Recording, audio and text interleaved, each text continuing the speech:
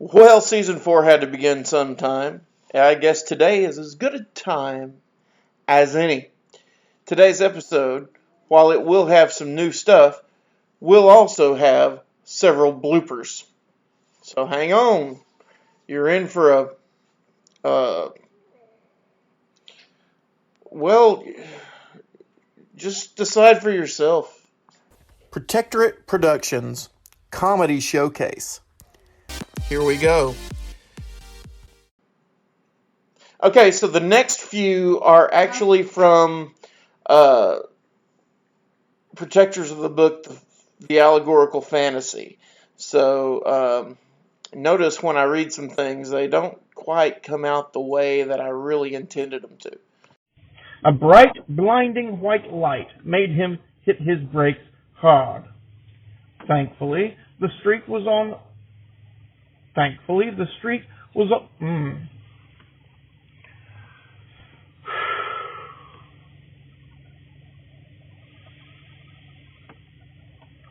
Sorry.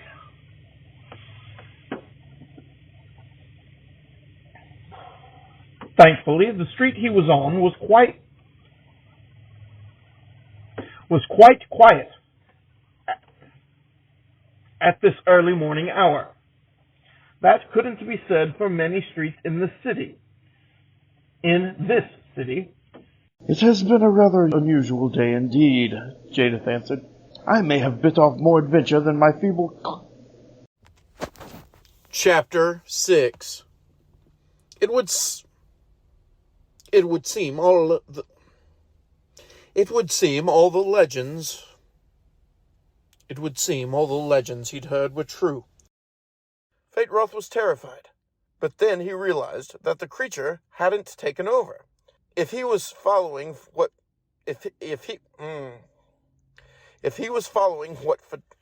golly, sorry guys. Fatero did not seem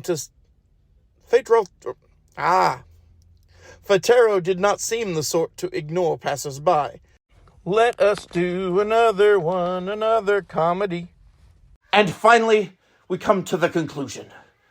The butler did it. Really, Holmes? How did you do it? Well, it's elementary, my dear Watson.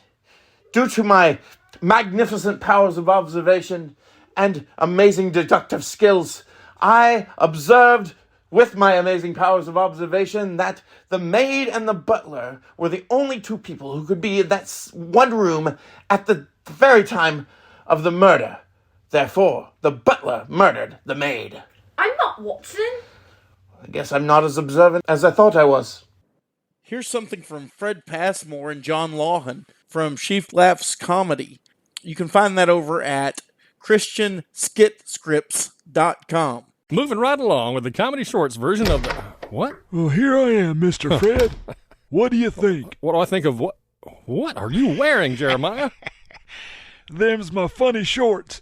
Last week you told me that you was planning to do a show with funny shorts, so I wore some to help you out. Man. How do you like 'em? Well, that wasn't quite what I meant, but gotta admit, those shorts are pretty funny looking. There are purple cows all over them. And that ain't the best part of it. Looky here.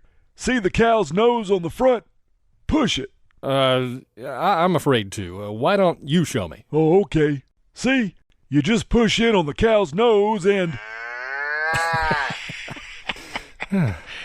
Ain't that just the dangest thing you ever laid eyes on? Of course, they don't look too good with my lace-up boots, but what you gonna do? Oh, what are those terrible-looking growths on your legs? Growths? Them's my knees, son. Oh. They don't get out much. Can you hand me your trash there, Mr. Fred? Yeah, here you go. So, you got a story this week for us? Well, Mr. Fred, I sure don't this time. Huh? I'm sorry about that, but I gotta hurry to get home and wash my pickup truck on account I got a date with Miss Martha Jane Mahoney. A date, huh?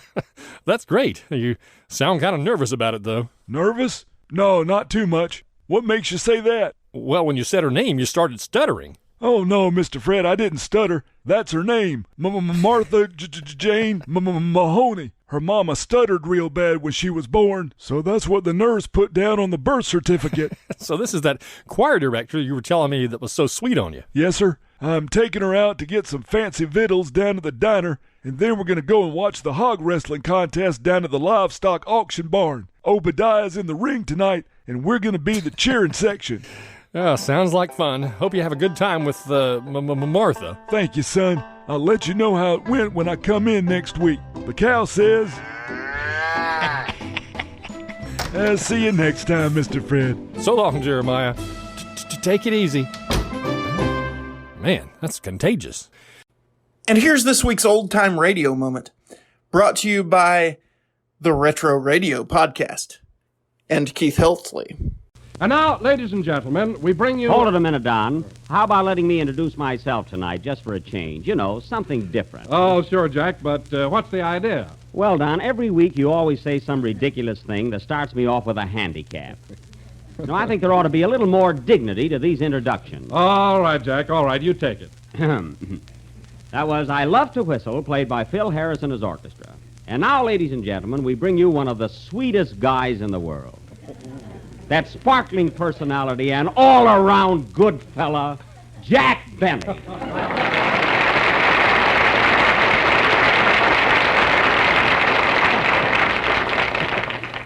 Thanks, Jack.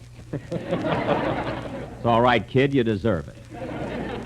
You see, Don, an introduction like that gives me the right kind of a build-up so that I can carry on with a feeling of confidence. Yes, but, Jack, I could have introduced you the same way. I know, Don, but I sound more sincere. You know, it rings true. Yes, but it also sounds a little egotistical, doesn't it? Oh, I don't know. I think Don's right, Jack. It sounded pretty conceited to me. You don't say, Phil. Yes, bragging like that is in very bad taste. Now, if my orchestra just finished the number, I personally would never turn around and say it was great. No, Phil, neither would anyone else. With that gang of cadenza butchers, you ought to be glad to be working at all. Listen, Jack, it's your own fault. When I was hired for this job, you said you wanted me and 17 men. You didn't specify musicians. I know, Phil, but you told me you were a leader of a band. Well, so was Robin Hood, but he didn't have to worry about music. Anyway, it's a fine bunch of boys you've got.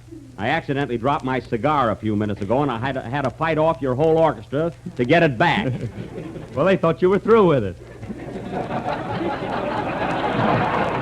I nearly killed that for you, didn't I? Oh, well. And incidentally, now that we're discussing my job, I'm getting pretty tired of matching you double or nothing for my salary every week.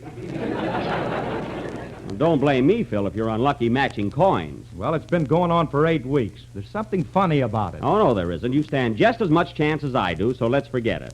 Oh, hello, Mary. Hello, Jack. What's the trouble now? Oh, the same thing. Phil's beefing as usual. I never saw such a guy. Ain't it the truth? Yeah. Say, Jack. What is it? Can I borrow that $50 of yours? What $50? You know, the one with the 2 heads on it. Mary. Oh, I get it. A crooked $50. All right, wise guy. You cheated me out of 8 weeks' salary. Now, listen, Phil. Don't get hasty. Why, you... Now, wait a minute. This may sound fishy, but if you want to know something, I've been saving that money for you. Jack's building a new house, too. Quiet. Of course I'm building a house, but it's with my own money. You ought to see it. I've got 2 beautiful coconut palm trees right in front. And it's all mine, not Phil's. Just the same, I'll bet the coconuts have wavy hair. Now, you're just trying to be funny. Well, that's fine. The house that my Jack built. Now, wait a minute, Phil.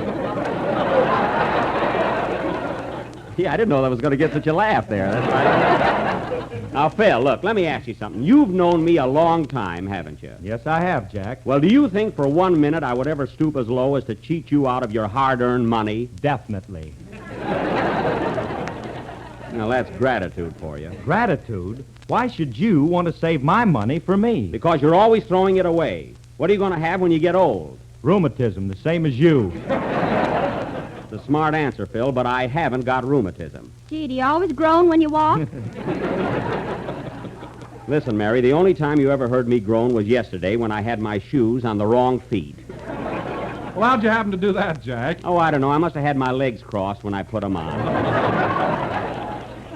Not meaning to change the subject, Jack, but what about that dough you owe me? Well, Phil, I don't want to have to prove my honesty, but as long as you're so suspicious, here's a bank book with your name on it. Here, take it and keep it. The last time I'll ever try to help anybody. Well, gee, how did I know you were Oh, on the don't left? apologize. Go ahead and play a number. We'll forget about it. Okay.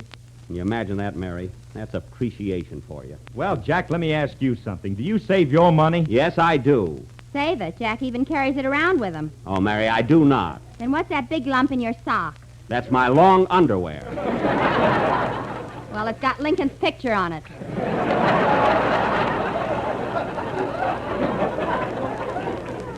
It's a fine thing, Mary, giving away my hiding place. Now I'll have to get a burglar alarm for my garter. Why don't you keep your money in the bank? Because it's none of your business. See, I've had just about enough from you, Mary Livingston, of all the meddling busybodies. Oh, Jack, please, remember, this is my anniversary. That was last week. Have a good day, and remember, laughter, it's a really good medicine.